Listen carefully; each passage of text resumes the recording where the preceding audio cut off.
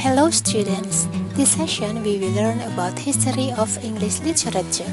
In this subject, you will learn about the social condition, some authors and their literary works from the old to the modern English. What are the benefits of learning this subject? First, to enlarge your knowledge regarding the social background on the society, culture, famous authors and their literary works. The second, to develop yourself in many aspects of your life.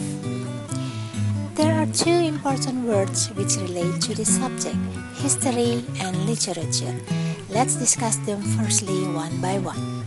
History is a major part of everyday life. Everyone has a history, a past. It's the same way with English. It's not enough just to understand the stories and the author's purpose for writing them.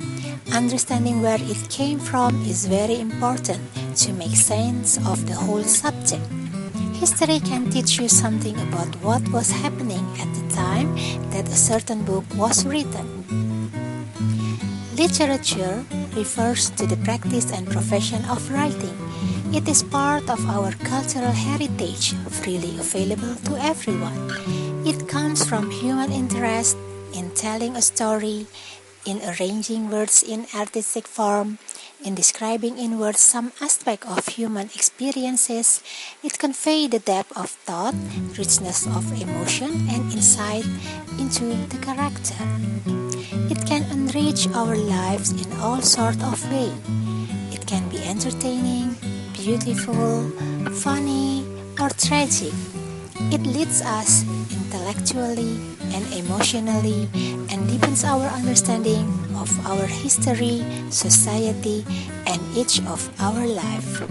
Literature could be in the form of history, romances, tales, lyric poetry, ballad, prose, poetry, drama. And now what is English literature then? English literature is the literature which is written in the English language. It includes literature composed in English by writers not necessarily from England nor primarily English-speaking nation. Until the early 19th century, this article deals with literature from Britain written in English. Then America starts to produce major writers and work in literature. In the 20th century, America and Ireland produced many of the most significant works of literature in English, and after World War II, writers from the former British Empire also began to challenge writers from Britain. Why do we study English literature? By studying English literature, you can develop new ideas and ethical standpoints and can help to describe English society. Studying English literature can be enriching and an eye-opening experience. Let's start with our subject. English literature can be divided into several periods or stages. First, Old English period. Second, Middle or Medieval English. Third, Transition period. Fourth, Elizabethan period. Fifth, Puritan period. Sixth, Restoration period. Seventh, Augustan period. Eighth, Pre-Romantic period. Ninth, Romantic period. 10th, Victorian period. And the last, Modern or 20th century period. Let's discuss it one by one. Old English period occurred between 449 until 1066.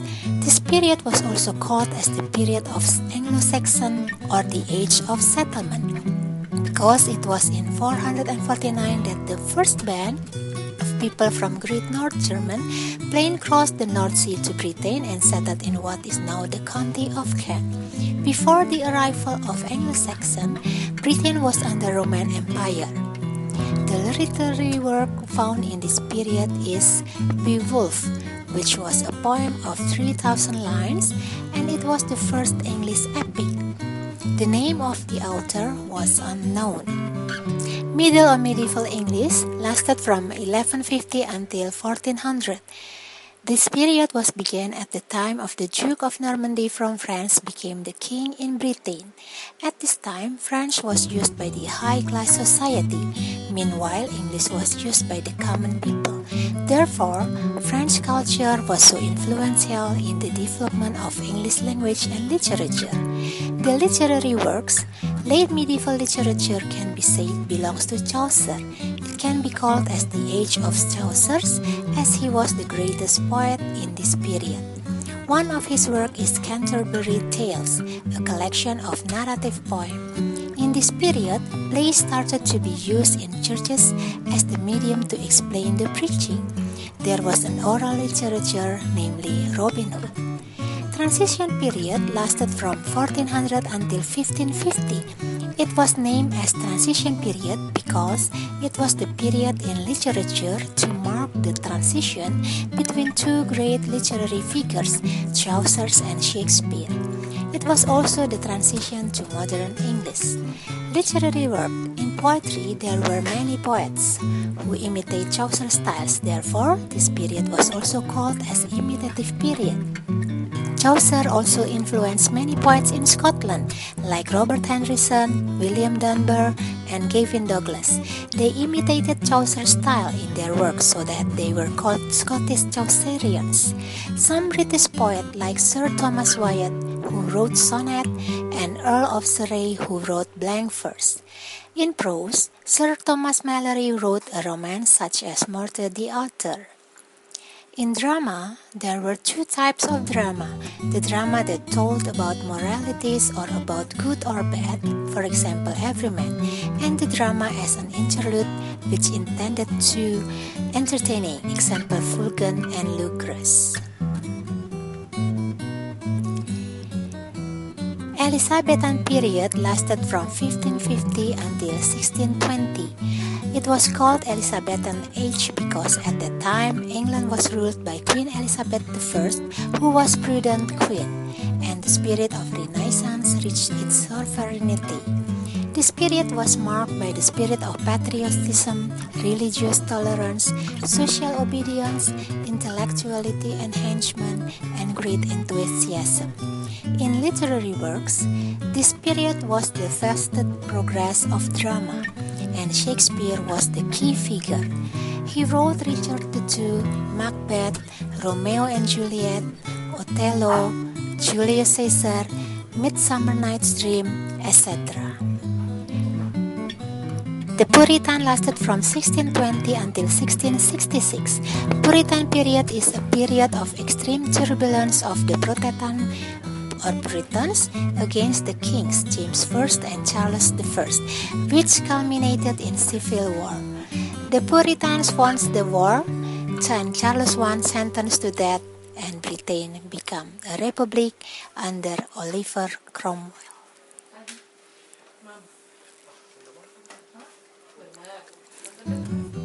Literary works. Since the Puritan believed in very strict code of conduct and deplored any kind of finery or flippant behavior, the characteristic of this literature in this period are grim, pessimistic, and serious. There are three types of poetry which are metaphysical, cavalier, and Puritans. Metaphysical poem which prefer intellectually more than emotion.